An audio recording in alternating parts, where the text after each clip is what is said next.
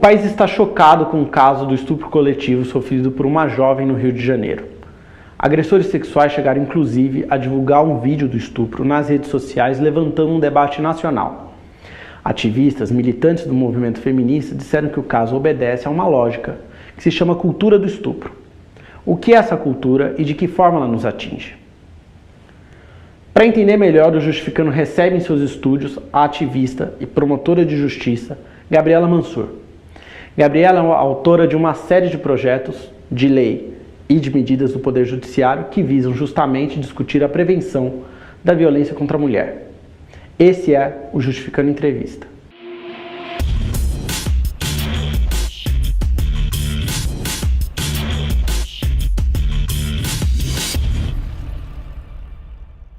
Gabi, obrigado por ter vindo. Eu que agradeço.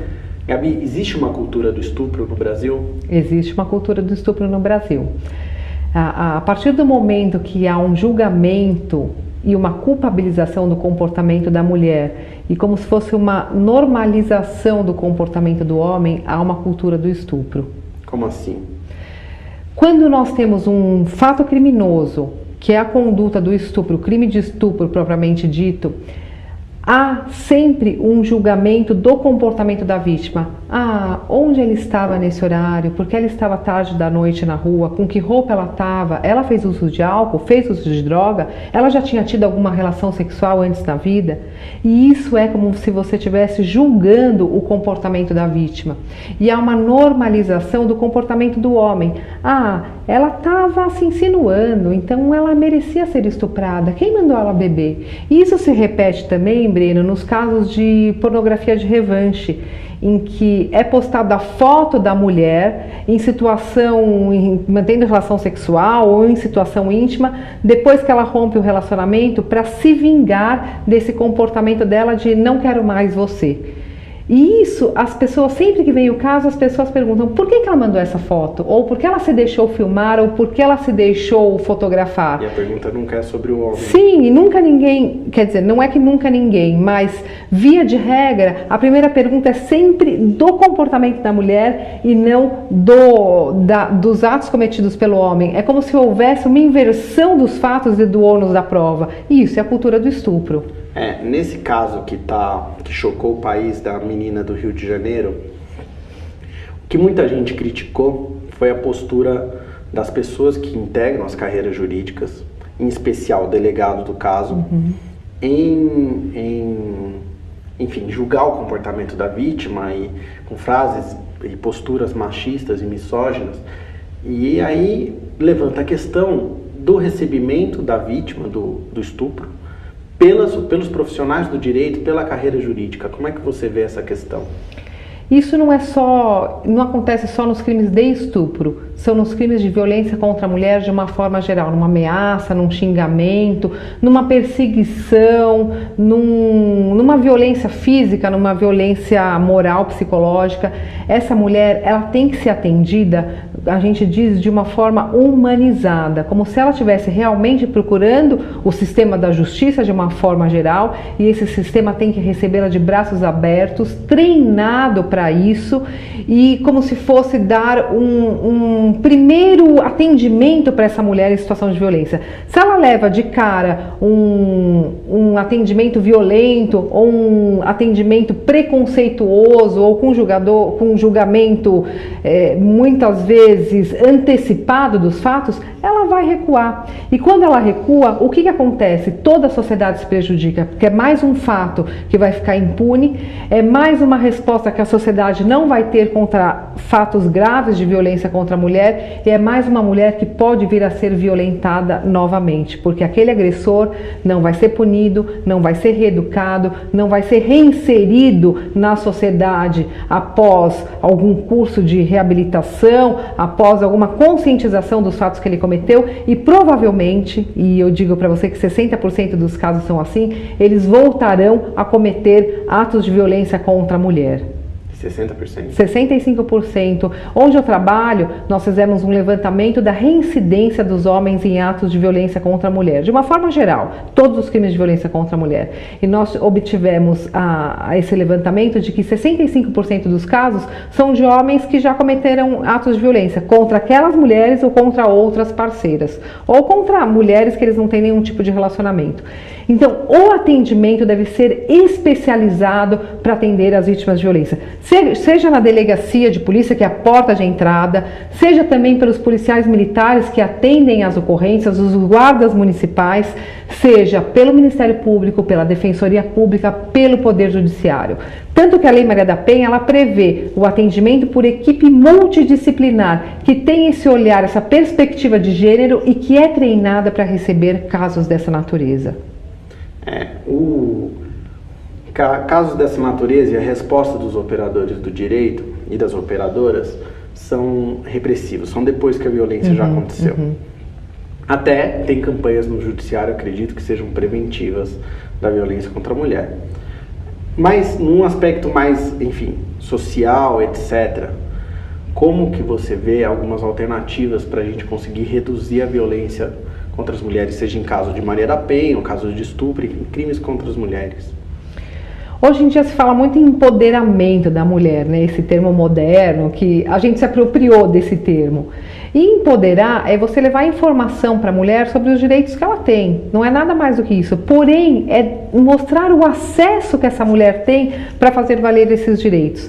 Então, eu acho que é indispensável, e hoje está ocorrendo muito isso, levar os direitos das mulheres, essas informações, para as comunidades, para as escolas, para faculdades, abrir o debate sobre esses temas. Nós precisamos falar sobre isso. Nós precisamos falar que tem violência doméstica em todas as classes sociais. Nós precisamos falar que tem assédio sexual nas faculdades. Nós precisamos falar que tem violência doméstica dentro de casa. Em qualquer situação, nós vamos verificar que há um grande número de violência contra a mulher. Então, nós precisamos falar sobre isso em todos os aspectos, com recorte de gênero nas escolas, nas faculdades, nos meios esportivos, onde tem uma grande concentração de homens. Nós temos que falar sobre tudo. Você é uma grande esportista. Sim, é que eu falo, será que eu posso falar sobre isso? As pessoas não entendem. Estou no site de justiça falando de esporte. É que eu vejo o esporte como uma forma de prevenção à violência contra a mulher. Sabe por quê? Os homens que praticam esporte, eles conseguem controlar muito a raiva, eles conseguem controlar a impulsividade. Outra coisa, eles fazem muito menos uso de álcool e de droga, que são fatores, não são esses que causam a violência, mas são potencializadores, são fatores de risco que nós chamamos da violência.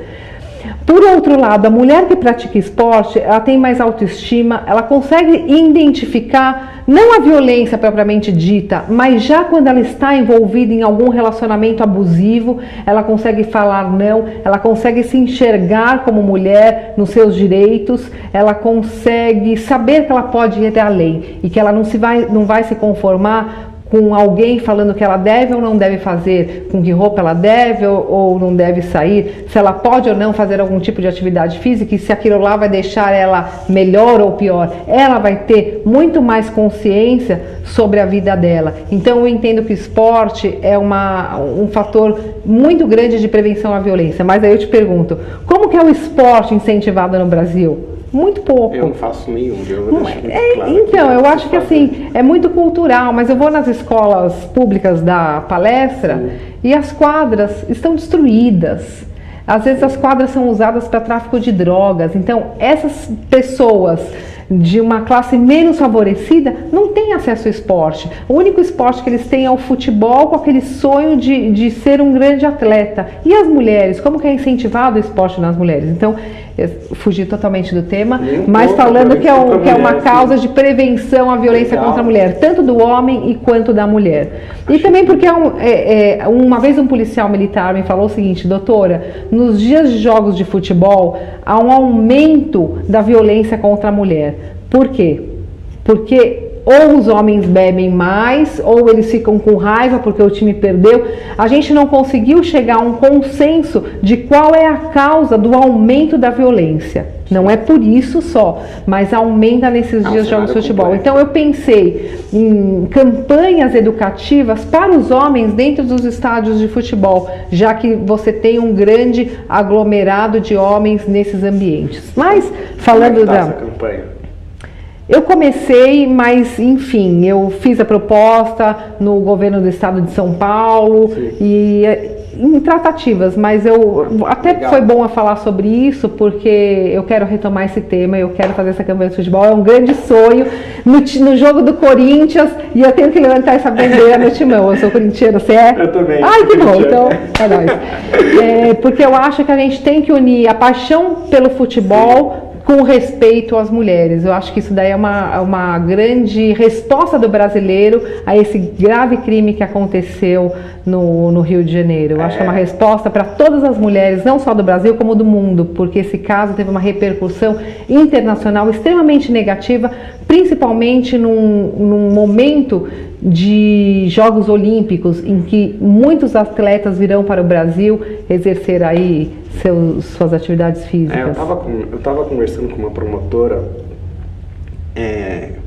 enfim, lotada num cargo de violência contra a mulher, e ela é de outro estado, ela não é do Rio de Janeiro, né, em São Paulo. Ela estava dizendo que estupros coletivos são comuns. Inclusive, no mesma semana do Rio de Janeiro, teve um no Piauí.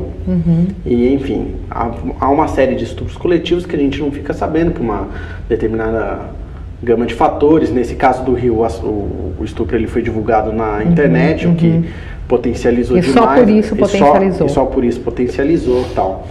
Você falou na sua entrevista uma coisa interessante como prevenção, que é o debate sobre gênero nas escolas, que justamente é o que mais tem sofrido campanha via legislativo contrária. Então, tanto quanto existe o projeto Escola Sem Partido, existe o projeto Escola Sem Gênero, Escola Sem Ideologia. Como você vê que a discussão de gênero na escola, o recorte do gênero na escola, pode favorecer para a prevenção de violência contra a mulher? Só para fazer uma parte também, esses casos dos estupros coletivos, não é que eles são comuns, mas eles são mais comuns do que nós imaginamos. Não é um caso raro que aconteceu no Rio de Janeiro e causou uma comoção.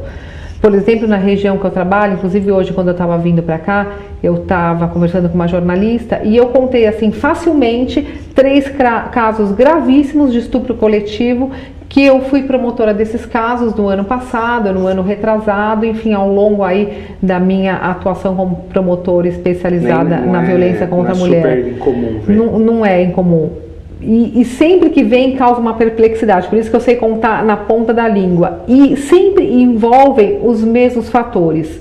Um comportamento da vítima que pode, não que é, porque eu acho que nunca a culpa é da vítima, mas que pode causar um certo julgamento da sociedade, um certo julgamento dos pais, via de regra essas vítimas são menores de idade, que pode causar um julgamento também do sistema dos operadores de direito que vão atender essa vítima, e também da rede protetiva dos direitos da mulher, que é o uso de bebida, o uso de droga, ou estar numa balada, ou estar tarde na noite, ou sair escondido, enfim, são casos que causam um certo medo da vítima denunciar.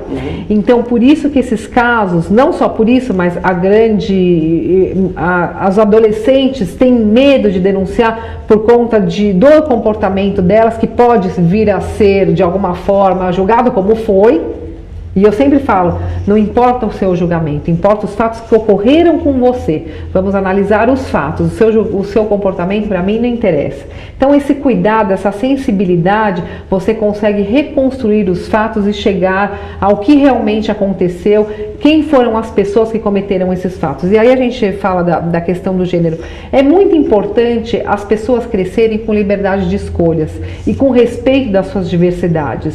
E só trazendo esse debate para as escolas, onde as pessoas formam a sua opinião, decidem quais carreiras vão seguir, decidem quais serão os seus pontos de vista e como elas vão se colocar na sociedade, é que nós conseguimos avançar. Se esse tema não é falado, a pessoa não vai ter informação sobre isso, então ela vai vir com o quê? Ela vai vir com aquela cultura enraizada do que homem, do que a mulher, dessa questão de controle, dessa questão de submissão da mulher ao homem, que também é um pano de fundo do estupro. A mulher, ela como objeto de desejo, objeto de controle, sem poder ter direitos próprios, sem poder ter escolhas próprias. Então, para mim, é fundamental essa perspectiva de gênero nas escolas, com as crianças e dentro de casa também. Eu acho que é muito difícil a gente criar filhos homens, sabia, Breno? Por quê? Eu tenho 2 filhos homens. Porque você tem que passar para ele esse respeito das mulheres. E você está falando isso dentro de casa, quando fora as pessoas não falam. Então é como se você fosse um peixe fora d'água. Ou como se você estivesse impondo regras que não são as regras socialmente impostas ou socialmente cultuadas para a grande maioria das pessoas. Então é um pouco mais difícil você ir contra a maré do que ir a favor. E Gabi, você tem um projeto falando nesse aspecto da prevenção que é sobre a ressocialização do agressor. Como é que ele funciona? Você tinha me perguntado quais seriam as saídas do problema de prevenção à violência contra a mulher, a falar sobre gênero nas escolas, dentro de casa, nos ambientes estudantis, trazer o esporte, são formas de prevenção à violência para mim. Mas tem um projeto, Breno, que eu acho que assim, é essencial, que eu tive uma experiência extremamente positiva e que eu quero dar continuidade dele, que é trabalhar com esse homem que é o autor da violência contra a mulher. Porque a mulher está num ciclo de violência e ela denuncia, ela rompe esse silêncio, ela pode resolver ficar ou não com ele, mas ela é colocada na rede protetiva dos direitos da mulher, tanto no aspecto da justiça social, que é tudo aquilo que ela precisa, saúde, trabalho, educação, quanto no aspecto criminal, que é a punição propriamente dita. Mas se esse homem não for, não refletir sobre os seus atos, não tiver consciência do que ele fez, nessa cultura de desigualdade entre homem e mulher, nessa cultura do estupro, ele vai voltar a cometer atos de violência, seja de violência sexual, violência física, seja de ameaça, porque o perfil do autor da violência não é aquele homem alto ou baixo, branco ou negro, ou magro ou gordo, jovem ou velho. É o homem que não respeita os direitos da mulher, que não respeita o não, que não respeita a liberdade de escolha. Ele tem que entender que homens e mulheres são iguais e que ele tem que respeitar esses direitos. Então nós desenvolvemos um projeto para falar com esses homens que estão sendo processados por algum tipo de crime de violência contra a mulher, com exceção atualmente dos crimes sexuais, porque eu acho que tem que haver um preparo diferenciado para os crimes sexuais, com profissionais preparados para atender esses tipos de crime, e também as tentativas de feminicídio e feminicídio, que aí a gente acha que são casos que são tão graves que talvez só o trabalho com o agressor não funcione. Então nós pegamos esses casos que estão para evoluir para violências mais graves. Majoritariamente então, a Maria da Penha. A Maria da Penha. Ameaça, violência física, sim, violência psicológica, para evitar que esses fatos evoluam. Porque é difícil você ter um caso de feminicídio, de morte violenta de mulher, que o cara acordou e falou assim, hoje eu vou te matar, vai lá dar um tiro.